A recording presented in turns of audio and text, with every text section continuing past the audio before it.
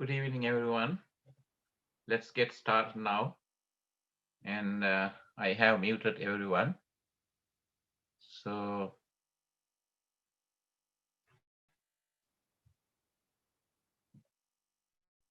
first of all, it's our 30 minutes long meditation.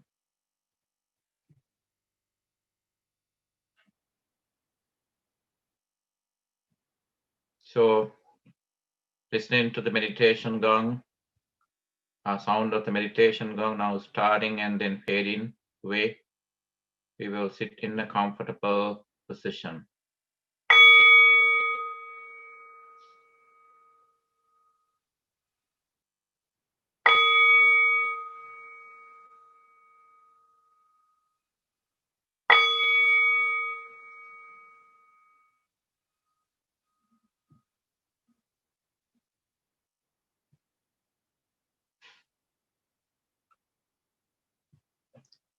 Sit in a comfortable position with your palms together on your lap, with your back straight and upright, and with your chest open and shoulders dropped.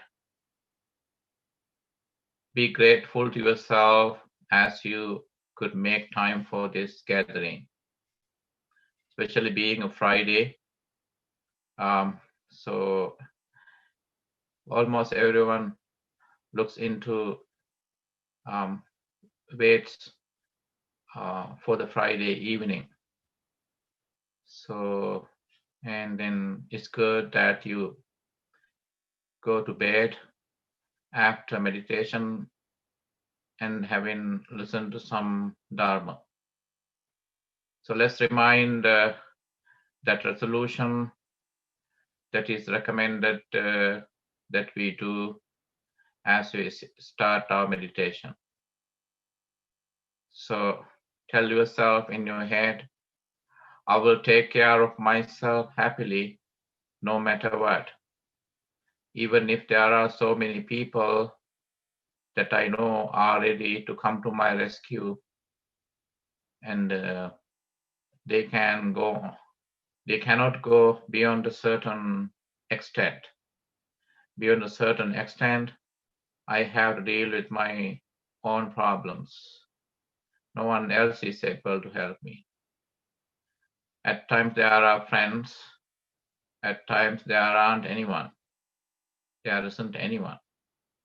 So I need to take care of myself happily.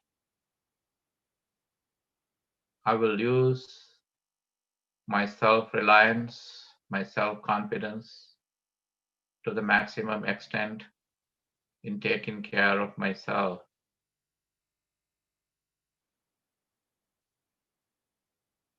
Maybe I have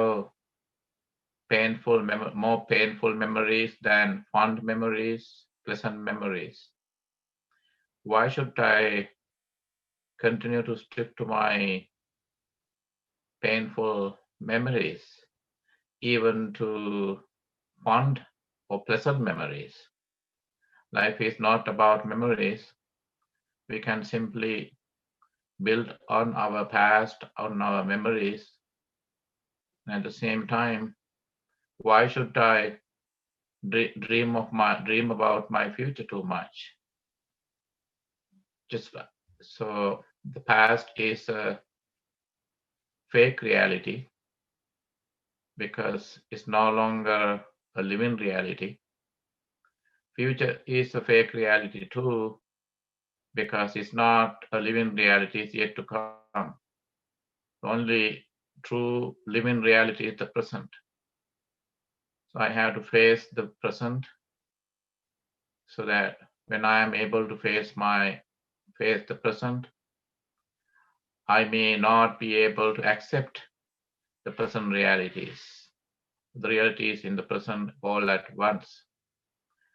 Given the moment, given the time that I am experiencing, I may have to deal with sadness, sorrow, disappointment, despair, etc. Maybe I'm thinking about my loved ones who are ill, who are sick, Even the moment I am missing someone from my life and I am ill, but still, there's no point complaining against my problems. The more I complain, I get stuck more and further. So always I need to move forward. Simply because I worry, my aging doesn't stop. My problems doesn't stop. They keep coming anyway. So before it's too long, before it's too late, I need to account my own spiritual progress. However little the progress I make, and it's worth, at least I may fail, but it's worth trying. So those are the basic insights that I explained in the first person that you need to think about as you are now starting your meditation. And as usual, you will encounter the two kinds of distractions, inner internal and outer external distractions. Needless to explain them again and again. But what is more important is that as you continue in your meditation, with your meditation, and your past painful memories can pop up to the surface level of your consciousness. The memories can get reactivated as feelings, and you may encounter some mental pains that are called dominances, and or physical pains or bodily pains that are called dukkhas. As those dukkhas and dominances and dukkhas, as those mental pains and physical pains occur, do not get afflicted with them. You are afflicted with them anyway. Do not get afflicted with them. Do not get agitated by them. And do not get saddened by them. Instead, as they occur, be happy that you are being given an ample opportunity to test yourself and to see the impermanent nature of your selfhood. Your mind goes through change, your body goes through change, and that is continual. And it happens every moment. Whether you are asleep or awake, it continues to occur. In the world that is subject to change, I'm not an exceptional case. I change too. And I should accept that. And when you accept that, so that you can stand against those negativities, those mental pains and physical pains. When you stand against them means you accept them, hence self-acceptance, and then you can start dissolving them. Most people by nature believe that only joy is impermanent and suffering is forever. But that which is wrong. Suffering or dukkha is as impermanent as joy. Sukha. Dukkha is as impermanent as sukha. So in the world that is everything is conditionally made. My sufferings, my dukkhas and domanasas too are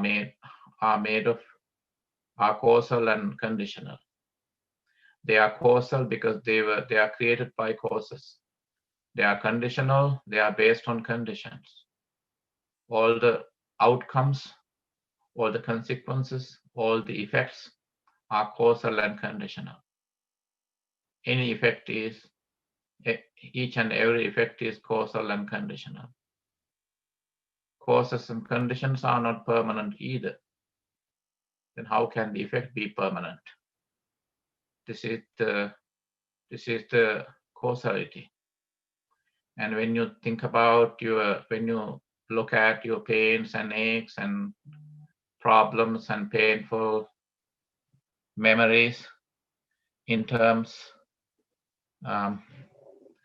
That way, that's called the vipassana, or the non-subjective approach to your pains.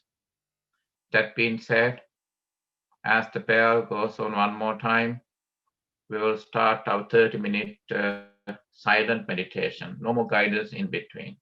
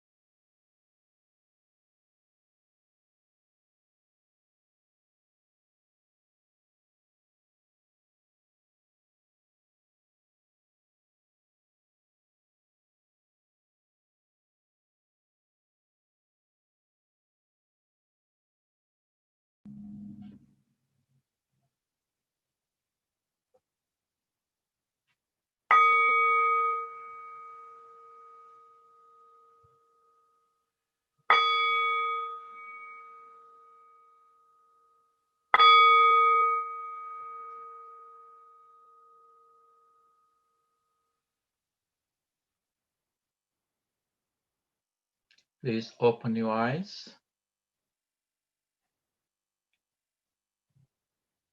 Thank you, my friends, for meditating with me today. So as you know, the topic for our brief Dhamma talk this evening is the five niyamas, or the five governing orders, versus the idea of creation and fate. So in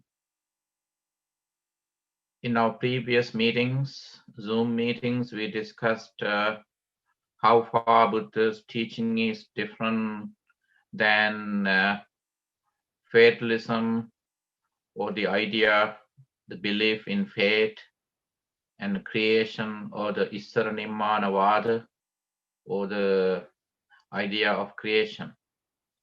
As you know, the belief in creation and the belief in fate are inseparably interconnected. In other words, fate is believed, accepted in any theistic religion. A theistic or God-centered religions are the kind of religion that are based on a creator God. So fate is an irresistible power. It's a power which is beyond our control. So according to fatalism, it is something necessarily, essentially created by the divine, by the creator himself.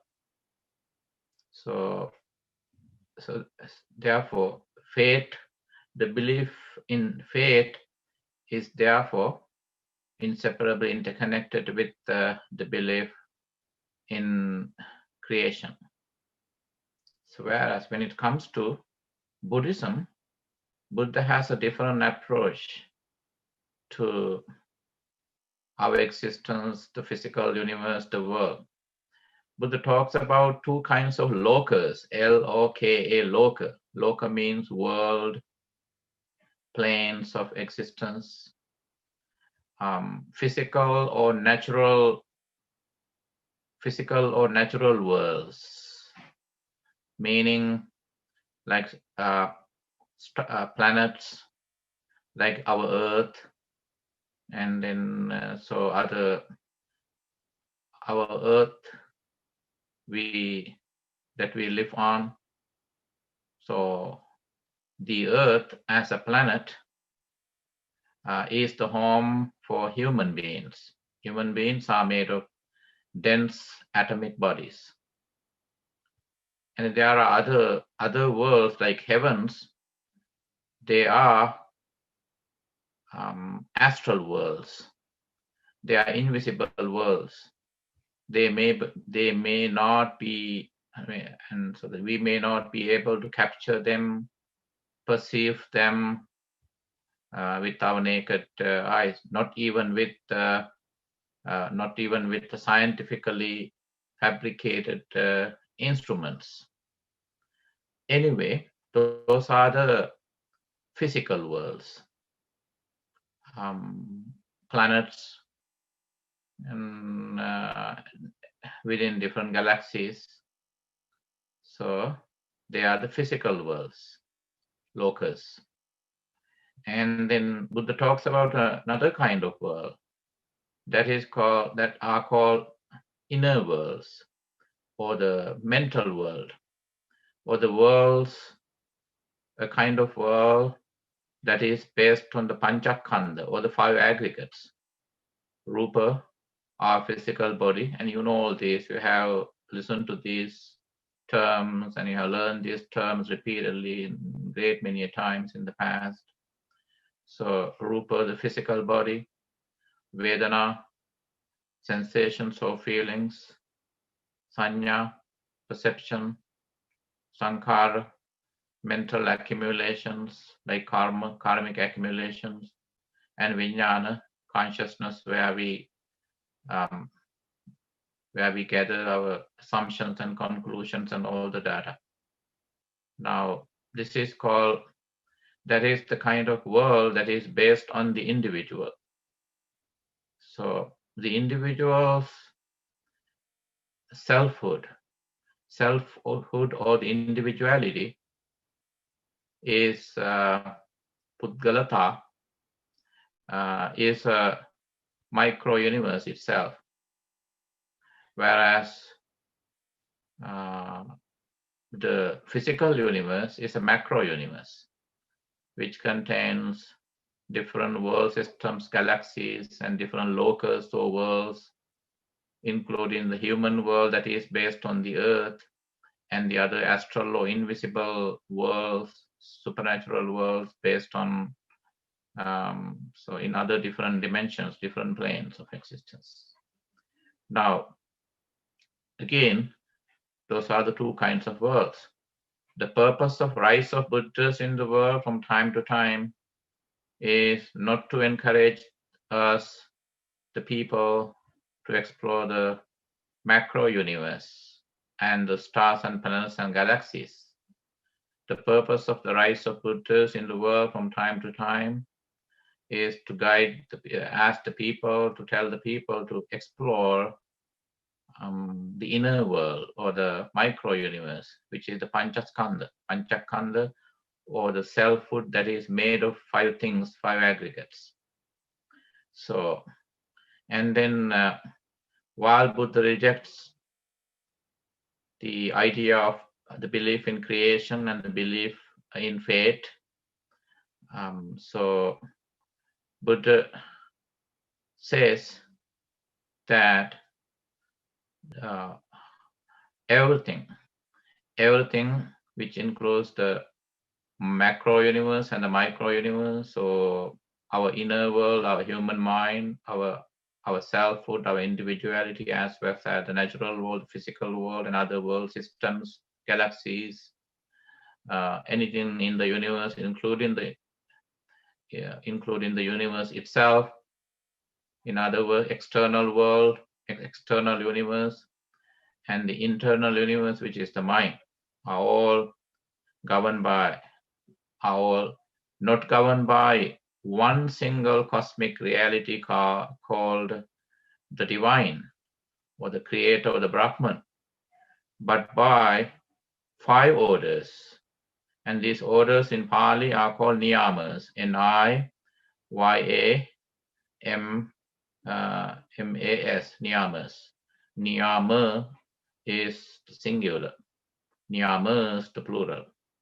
And you come across this verse in Pali, Utubija Niyamocha kamma dhamma niyamata chittasata niyamoti nyayo pancha niyamata.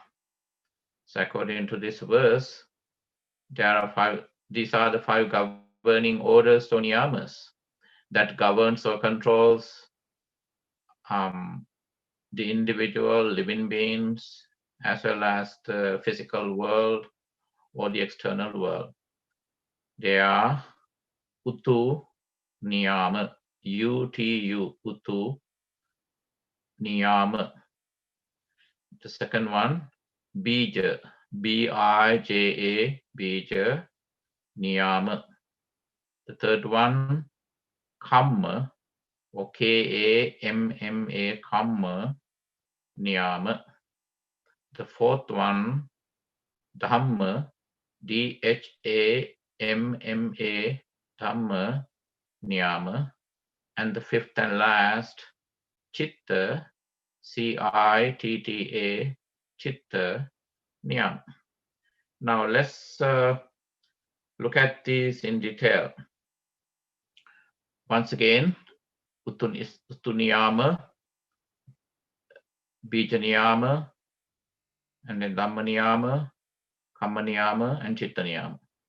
Now let's look at the first one, Utu Niyama. Let me go through the list again in English terms, in English terminology. Utu Niyama, in English, this is called the natural law of non-living matter.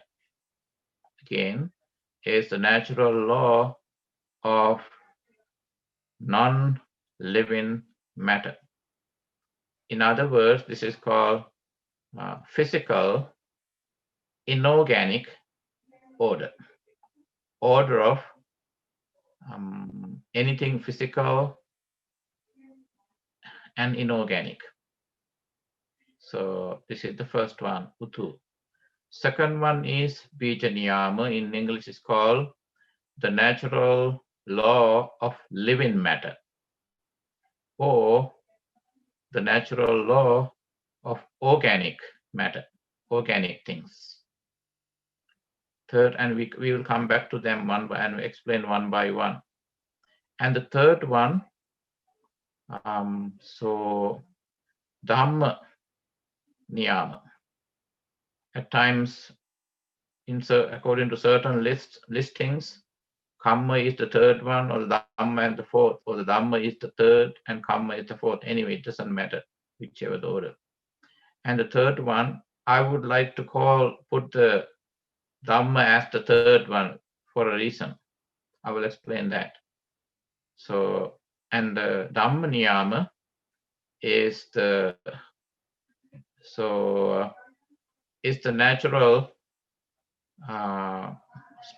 natural order, or it's called the law of natural spiritual law, which again is natural spiritual law.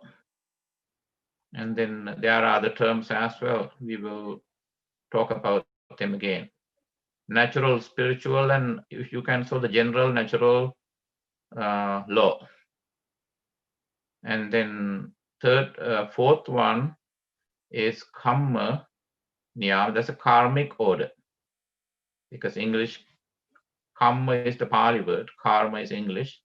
So karma being an English term, we use it as it is to introduce this niyama, this order, karmic order. That's the fourth one.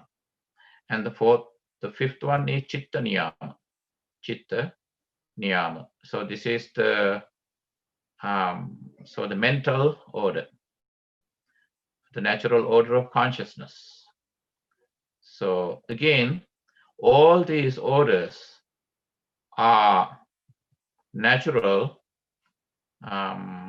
so that their function is natural, but man, or we human beings may have, or living beings may have some role in creating certain orders, especially Kamma Niyama. Except the karmic order, every other order is created by itself. Now let's once again remember, in our past meetings we did learn that everything is not karmic. When you believe, when and if you believe that every occurrence in your life is every occurrence is karmic, then that's not Buddhism. That is Hinduism, and also that is theistic. There's a vast difference between karma in Buddhism and karma in Hinduism. Hinduism being a theistic religion or theocentric religion is based on Brahman, the creator. So karma in Hinduism is necessarily vertically connected with Brahman, so that Brahman has control over your karma. So it is so that, but whereas karma in Buddhism is solely depend on the individual. An individual creates his own karma, and what is different is once you create your own karma, it becomes a natural law. Then you have to face it. So at that point, as I mentioned earlier, that if all these governing orders or niyamas are natural, except that the karmic order is created by the individual, and then once created, it becomes the natural order, meaning you have no control over it. But again, there's a difference between karma, fate, and karma.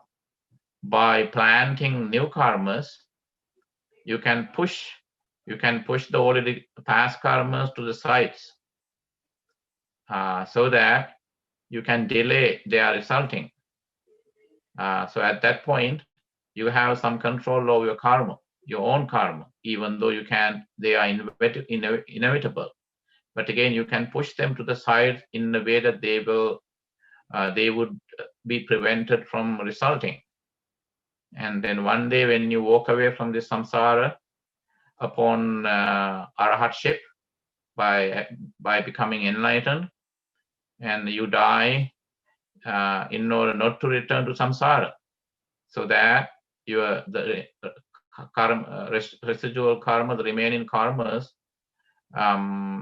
get dissolved as well, because there's no individuality. There's no individual coming back to samsara for them to return to you. So the first, with that, so now you know the 5 orders. Let's look at the first one, Utu Niyama. This is called the natural inorganic order, or the natural law of non-living matter, inorganic matter. According to some other translations, this is called the meteorological order. Why? Because it is this Utuniyama that governs the change of seasons and phenomena that are related to climate and the weather. So, and the Utuniyama also explains the nature of heat and fire, and soil and gases, and water and wind, and most natural disasters such as floods and earthquakes are governed by this Utuniyama. So with specific reference to weather, some people translate Utuniyama as the meteorological order. The meteorological order is the meteorology, is that it's about the science of the scientific study of those things in the weather, the climate, weather, natural disasters, and all that. So this is the first one. So this is not a creation by Brahman. This is not. This is a natural order. So this is Utuniyama, or the natural law of non-living matter. So, and let's look at the second one, Bija Niyama. So this is the natural law of living matter. when you say, and this is also known as the biological order, because when it comes to the description of living matter, it includes both sentient beings, so living beings that have a consciousness, and trees and plants as well. So this bija niyama, or the natural law of living matter, or the organic matter, this is called the natural organic order, as opposed to the previous one, natural inorganic order. So this bija niyama governs the nature of germs and seeds, and the attributes of sprouts, leaves, flowers, fruits, and plant life in general. So, and then some modern scholars who are aware of the Buddhist teaching of the natural order suggest that laws of genetics that apply to all life, plants and animals, would come under the heading of bija niyama. Genetics, yes. So that is why some call this genetics are also part of bija niyama, this natural organic order, or the natural order of living matter, including living beings and trees and plants, and then so genetics as well.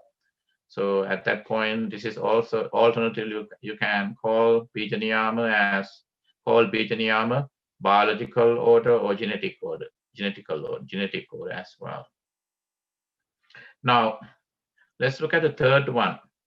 Actually, in typical listings, it is the third one is Dhamma niyama, but I want it to be the third one, and I push it. I will explain karma. I will put the karmic order in the fourth place. Why? Because Dhamma niyama is also an external order. Karmic order and psychological order are internal orders.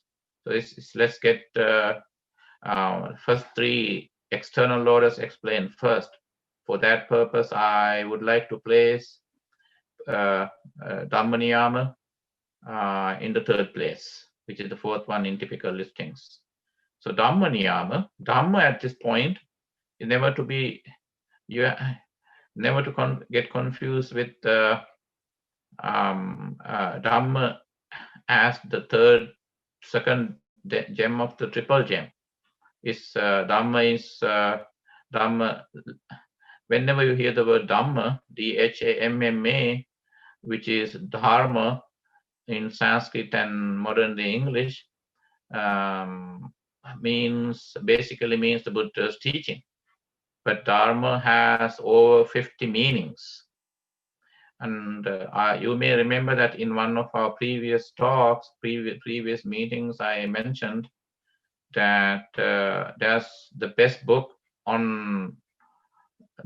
that explains the term Dharma is by Professor John Ross Carter, who is a professor emeritus from Colgate University, who lives in New York. So that is his book is the best book that explains Dharma. So Dharma has over 50 meanings, around 52, 53, I guess. So Dhamma here means natural. Now, Dhamma niyama has few translations. Some scholars call Dhamma niyama the natural spiritual law. Why? Because it includes not only certain, so the manifestation of reality or the existence, but the spiritual. So nature gets shaken by due to spiritual reasons as well. So you can call Dhamma niyama as the the law of gravity, the natural law of gravitational force, and the spiritual laws as well. So Dhamma niyama again, I think it's better to describe the term rather than go by different translations, because the description would give you a better understanding of what this Dhamma Niyama or this order means. So, and then Dhamma literally means at this point is a manifestation of realities, reality or the nature of existence. Now, and you are familiar with the gravitational force or gravity. Now, gravity is the excitement. Now, gravity is a natural occurrence, but gravity is excitement of the nature. It's a natural occurrence. And at times, the natural world, the physical world, goes through excitement, goes through shaking, goes through turbulence, and such natural, and that shaky or the turbulent manifestation of the natural world due to different physical reasons come under this niyama or the Dhamma niyama. And some people call this the general physical order, with the meaning because this basically belongs to physics. So natural order of physics. And then now physical, so manifestation of reality or the physical, so the occurrences of physics could occur by nature or by the power of spiritual beings. So that is why one of the particular translation of the term Dhamma Niyama is the natural spiritual law. So this is a natural law. And then why it is spiritual? Because the rise of spiritual people, special people in the world, could be marked by the shaking of the nature. For example, and that shaking, it's a precognitive signal. Actually, we come across a list of such occurrences, such spiritual occurrences in the nature of this natural order in Buddhism books, in the scripture. One ample example is whenever a bodhisattva appears in the world in his final birth, so that he would be the Buddha, and the nature goes through some excitement, and it could be a minor earthquake, non-harming. It wouldn't actually. It is not an earthquake, and then the earth would make some sounds in a certain pattern. Thereby, so it says that, and that is when the power of such a spiritual person overrides the power of the nature. I think that's the best way to put it. That's called kolahala in certain one of the Pali terms, K-O-L-A-H-A-L-A. By the way, you don't have to worry about these Pali terms. Today I have taught too many Pali terms, unlike the previous sessions. Kolahala. So when the nature goes through some excitement and some shaking, but creating no harm to living beings and living things like the trees and plants and sentient beings, and then earth makes some sound, and then so also the sky also makes some sounds in a certain pattern, and that's to welcome a special, extraordinary human being appearing in the world. So, and it happens naturally. So that's why one of the translations of Dhamma Niyama is the natural spiritual law. But when you skip such spiritual occurrences and like a birth of a bodhisattva in his final birth in order to be the Buddha, and then so his power, his might, his spiritual power overrides and then so harmonizes with actually there's no clash, and it harmonizes with the nature. As a result, the nature also responds to the power of the spiritual being in a very harmonic, in a very peaceful way, so that by earth making a certain sound, so that it's not dreadful, it's not terrible, it's like a musical thing. So and then when you skip that spiritual occurrence that occurs, that's also natural, and that's when it's called a natural occurrence. It's way different than miracles. Miracles, in certain religions believe in miracles, but this is different than miracle actually. This happens quite naturally when such a being is born in the world, and the nature responds, the earth responds by making some a sound, by accepting. But again, you can easily, conveniently skip the spiritual part of this law, and then you can look at this from a more scientific approach. That is to say, the gravity. So the gravitational force comes under this order. Now, gravity. Albert Einstein, who was Jewish by birth, and the father of the modern science. And then so it is mentioned that during the last few years of his life, he got interested in Buddha's teachings. Because it was, I think I mentioned that before as well, in one of our previous meetings as well, that it was few years ago that the scientists could make some firm conclusions on the nature of the gravity. So the gravity comes under, even by the time of the death of Albert Einstein, he had not made a clear conclusion of the function of gravity. So the gravitational force comes under Dhamma Niyama. And then again, if we go back to the spiritual occurrences that also come under this order, has a lot to do with gravity as well.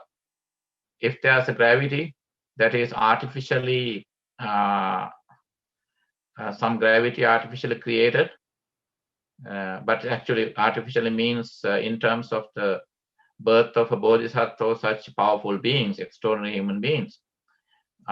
So maybe we not use the word artificial, but so gravity is a natural occurrence.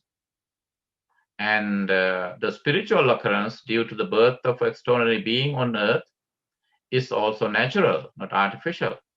But compared with gravity, which is a natural occurrence, the spiritual occurrence due to the birth of an extraordinary being like a bodhisattva is kind of natural, but at the same time, so it is not part of the gravitational force. And then, so that is the Dhamma Niyama. And these three orders that we have so far explained are called external orders, external governing orders.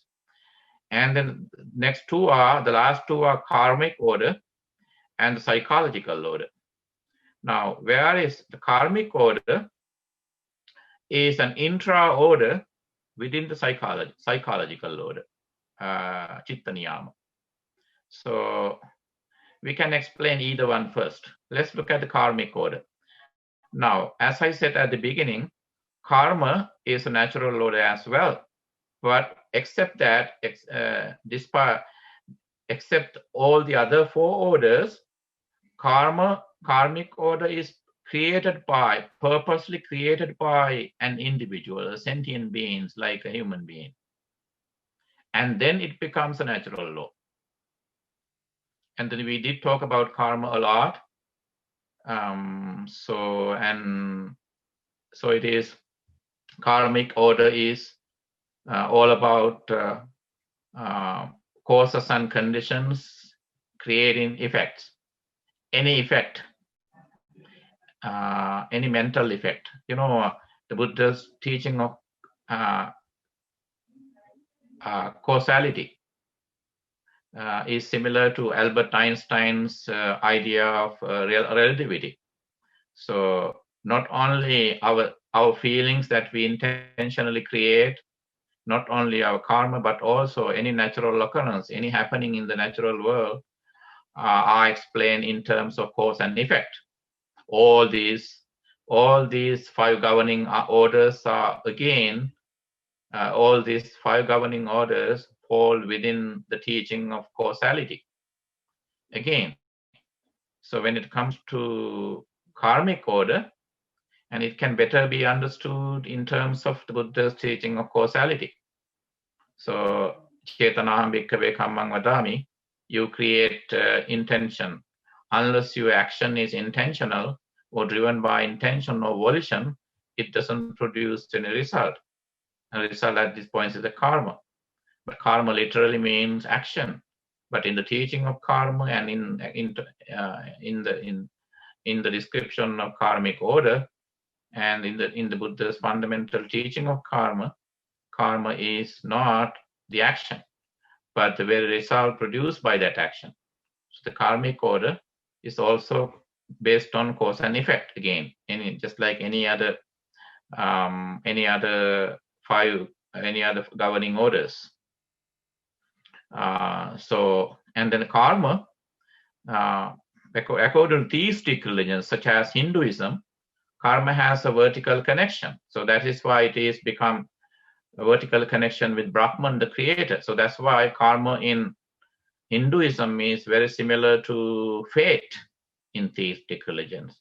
But karma in Buddhism is not a cosmic criminal justice system.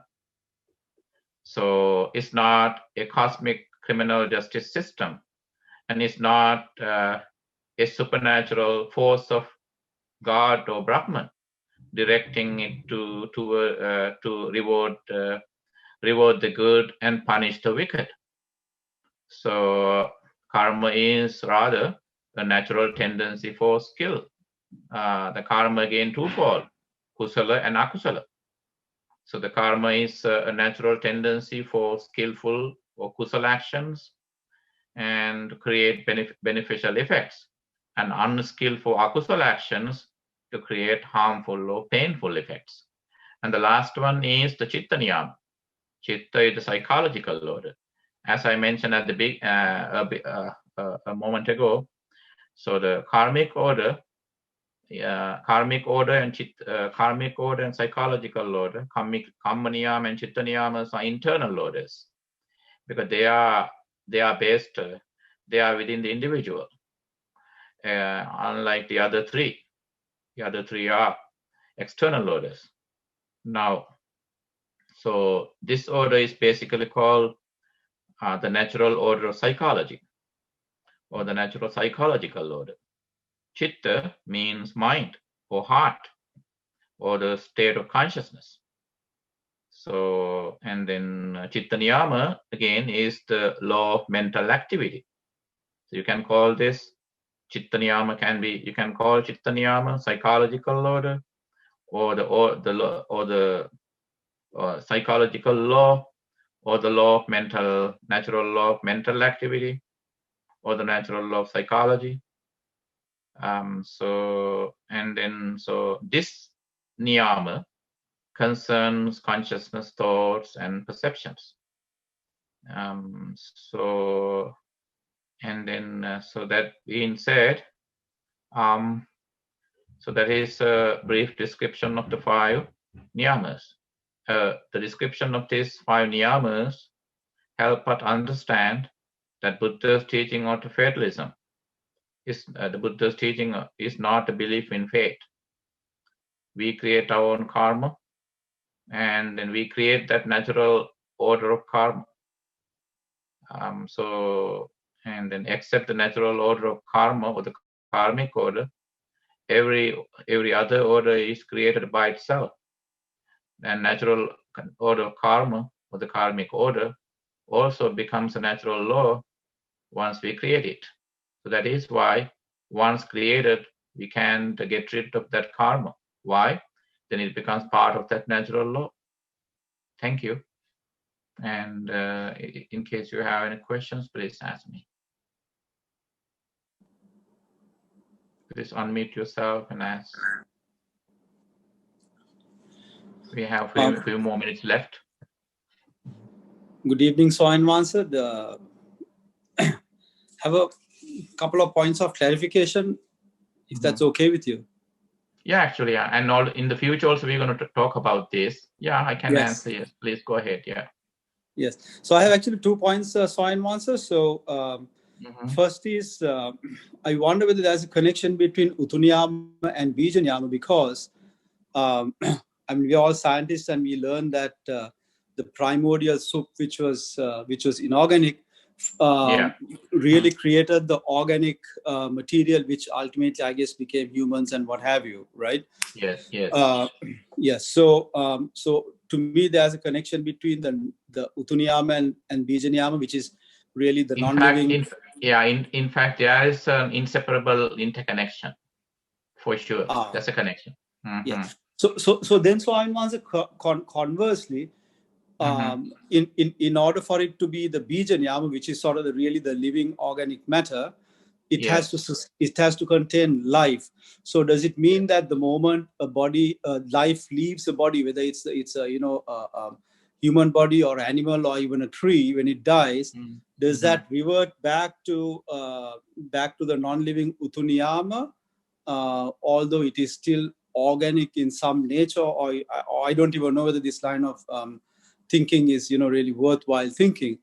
And according to Buddha, so that organic things with consciousness, meaning living beings, and then organic things with no consciousness, trees and plants, and they do change as well. Yeah, in Jainism, Jains believe that even trees have a reincarnation. They come back to life. They get reborn. That's what Buddha rejected. Because Jains believe, Jain religion, Jainism is... Jainism and Buddhism are much closer to each other than Jainism and Hinduism and Buddhism and Hinduism. So, and that's when, so Jains believe, in Jainism you believe that even trees, they are organic as organic as living beings, but trees also contain consciousness. But Buddha rejected that. Yeah, and then as you said, so it is by, so that seeds produce the same kind of tree. The seed came from a certain tree, like mango produced in mangoes, apple produced in mangoes, and then and then according to, that's the natural botanical order, but according to Jains, it's because an apple tree is destined to come back as an apple tree, not because of the genetics, but because of the consciousness. So Buddha rejected that. It's a fascinating parallel. It's very fascinating. Yes. Yeah. So right. So that's why James. Yeah. Sorry. Yeah. No, please go ahead, Bhante. So that is why Buddha rejected the kind of Jain nonviolence as an extreme form of nonviolence. And Buddha calls impractical nonviolence. So that is why in veganism, veganism comes from Hinduism, Jainism, and vegetarianism comes from Hinduism. So yeah, so vegans are Jain. Jains are vegans actually, because they do believe that plants and trees have consciousness.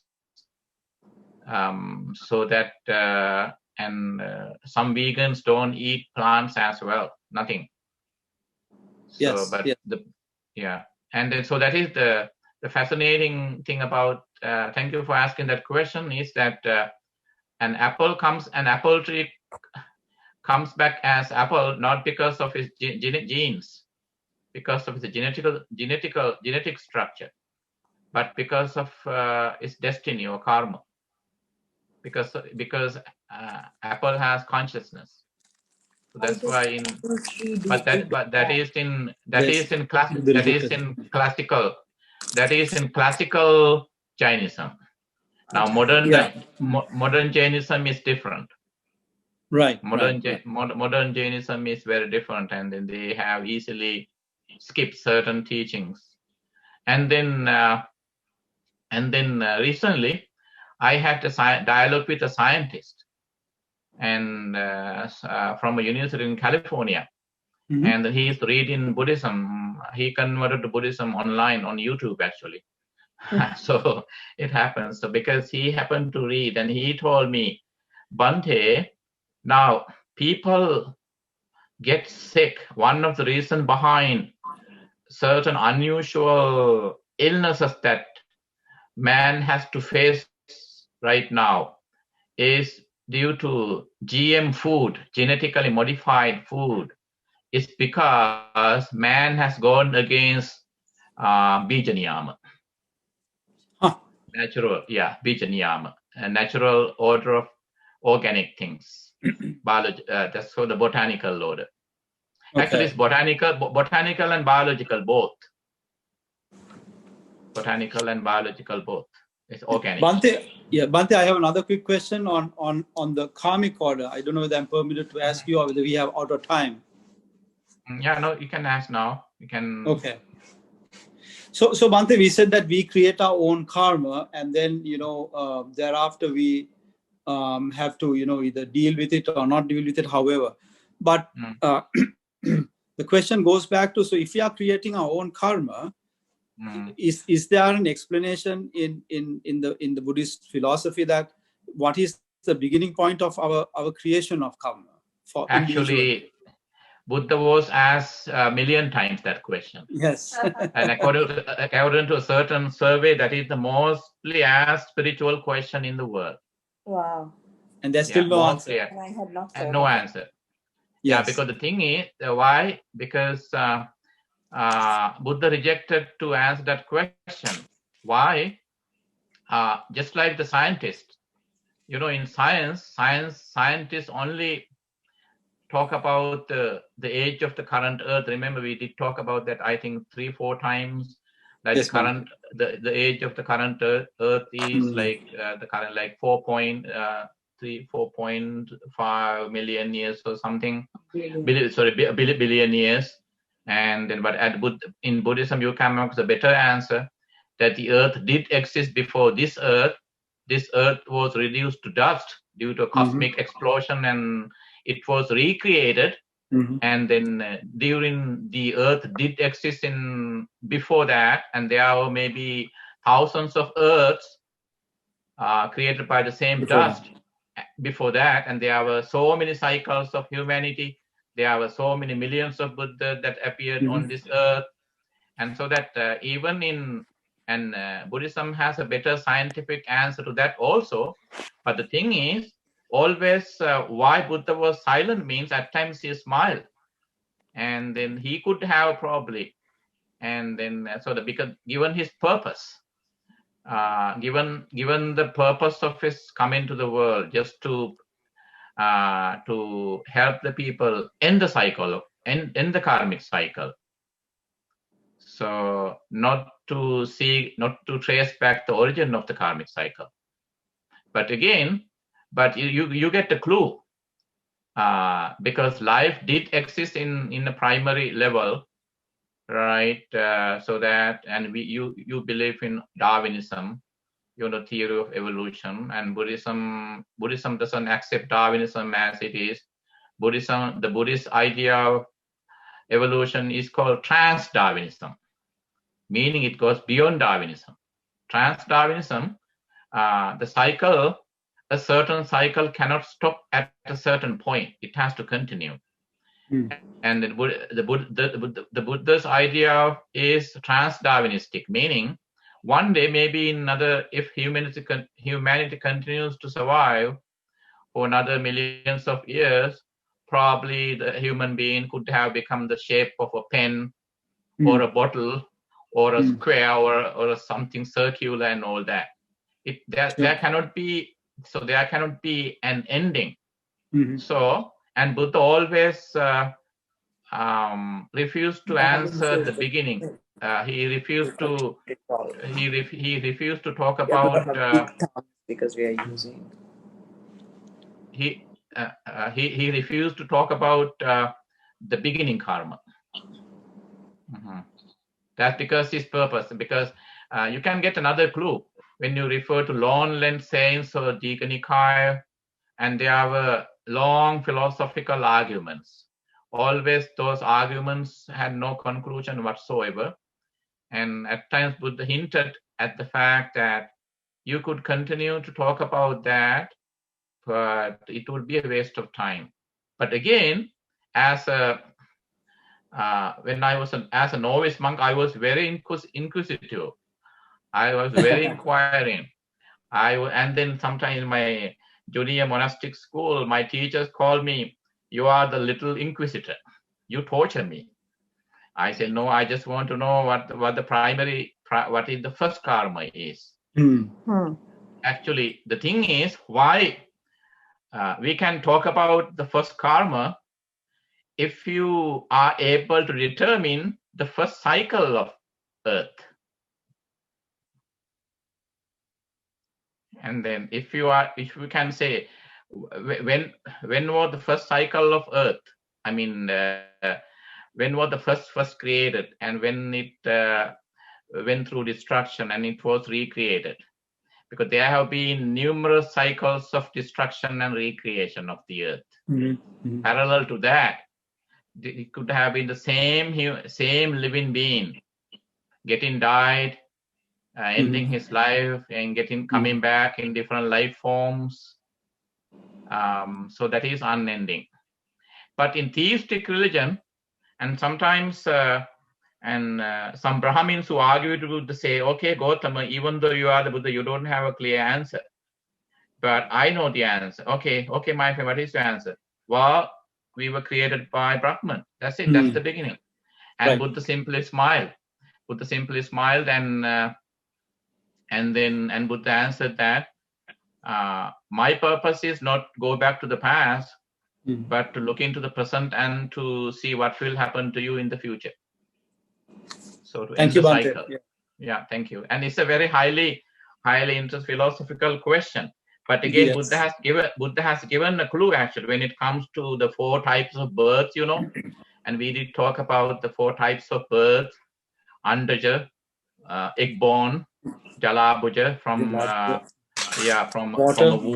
womb from water, like us human beings, and then Sansedaja from moisture, like microorganisms like bacteria, and then Upapathika, spontaneous birth, like spiritual beings like gods, divine beings, angels, and then Sansedaja birth, or the born of moisture, like bacteria and living organisms. And then and you get a clue, and they also, and this is the clue that you get from Buddhist description. Now, these living organisms, and then they could get an advanced rebirth. Advanced rebirth means they might come back, because when you look at an amoeba, right? An amoeba, whenever the amoeba has sexuality, sexual feelings, feeling tendency of procreation, an amoeba split itself into 2 halves, thereby becoming 2 amoebas. And then so that tendency, natural tendency, according to 18th century science, consciousness was part of our biological tendency. And then later, in modern science, psychology is seen as a separate mechanism within the biology. But when it comes to living organisms, and then their mind is too primary to be identified as a different mechanism. But they have this biological tendency of procreation, just like in the case of amoeba. But again, That is the clue that Buddhism talks about that. So it could be that out of moisture, a certain living organism was created, but due to based on its survival, its ability to survive, it may develop its psychology to a better extent, and that could even that could finally be transformed into a kind of fully independent psychological mechanism within the body. So that's the clue we get. Maybe life started like that somewhere in the past. Mm-hmm. Wow, that's fascinating. I always think about this again. Yes, Bhante. Very fascinating subject. Yeah, very fascinating subject. Yeah. But you can explore the scientific approach that. But again, given the short period of time that Buddha had to live in the world, he discouraged people to seek the scientific reason behind the first karma or the first birth. And that's when he says, Anamatakkoyam bhikkave samsaro. Samsara, the cycle, is beginningless and endless.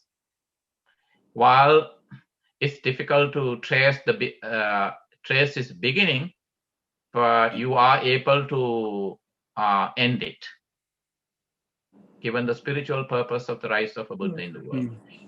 Mm-hmm. Given his purpose. Yeah. Okay, thank you very much for your contributions and asking questions and all that. Okay, then again, see you next Friday as well. Thank you very much. I wish you a pleasant night, and by the grace of Buddha Dharma and by the power of the metta, loving kindness that I practice for you, may you all remain immune to all kind of dangers, immune from all kind of dangers, and the coronavirus. And you know what? In my meditation today, I radiated metta towards President Trump and the First Lady, and as well at the same time, I wish that Mr. Biden does not contract the coronavirus. In metta is non-discriminatory. Mm-hmm. Thank you very much, and wish you all the best in your endeavors in life, and wish you a peaceful night, and Buddha bless you. Buddha Saranai, everyone. Bhante, I have a visitor with me here. Hey. Okay. Hello. I heard the voice, but I just guessed, but I couldn't make the guess 100%. It was not an educated guess. I just felt like, oh, give me, because I need to show. Otherwise, it's not ethical. So yes. Thank you. So I will join on Fridays. This was very interesting. Okay, thank you very much. Okay. Thank you, Bhante. Okay, thank you. You are welcome. Thero and Saranai, Subaratri. Okay, Taina, you are Sinhalese, yeah. You can teach Sinhalese to Sinhalese people, actually. Oh. And Pali. By the way, Taina, I just want to make a quick comment, because you know what? And you suggested that we run a Facebook page for this Friday dialogues, and you encouraged me to do that. I would like to kindly ask you if you can run the page, and then you can post certain things and how people would contribute, and I will also respond from time to time in case they direct questions at me. I wonder how busy you are. Yes, I can. Wow, Dan. Please, I would appreciate that. Thank you. I know you are you are a workaholic like me. I can't stop working. We always do. We are very proactive. We want to do something always. Thank you, Diana. Thank you, Diana. Thank you very much. Thank you, everyone. Good night. Thank you. Good night.